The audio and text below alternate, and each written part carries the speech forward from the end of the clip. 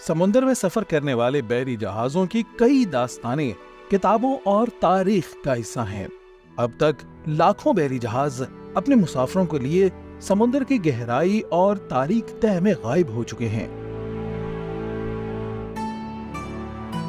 इनकी कहानी अफसानों की शक्ल में किस्से कहानियों का हिस्सा बनकर रह गई है। ऐसी ही एक कहानी स्पेन के जहाज सैन होजे की है। बदकिस्मत जहाज 600 मुसाफिरों को लेकर मई 1708 के आखिर में पनामा की बंदरगाह पोर्टो बेलो से रवाना हुआ। देखने में तो ये इस जमाने का एक आम तिजारती और मुसाफिर जहाज लगता था, लेकिन असल में ये सोने चांदी और कीमती पत्थरों से लदा हुआ था। इस जहाज में मौजूद खजाने की मालियत आज के दौर में 20 अरब डॉलर तक बताई जाती है।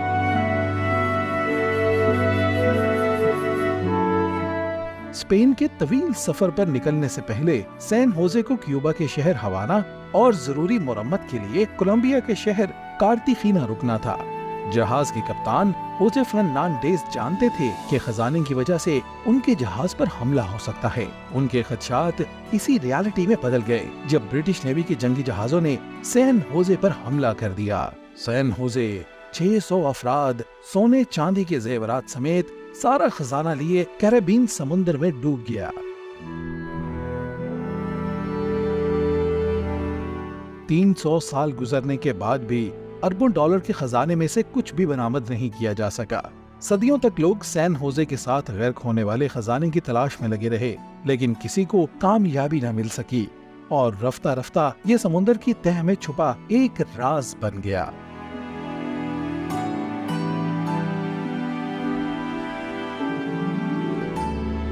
दो 2015 में रिसर्चर्स ने इस जहाज का सुराग लगा लिया, जो समुद्र की तह में 945 मीटर यानी 3100 फीट गहराई में पड़ा हुआ है।